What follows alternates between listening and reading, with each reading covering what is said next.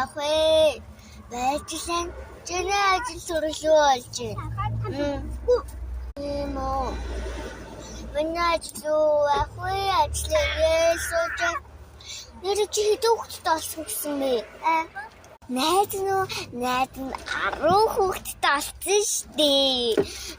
Энд одоо манай 2 хүүхэд байна. Тэгээд манай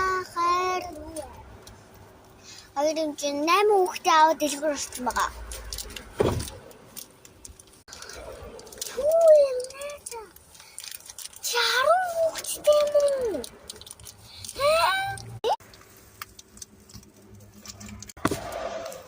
Найд нь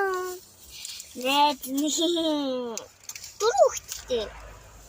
Ана дөрөвлээ сургуулиар байгаа.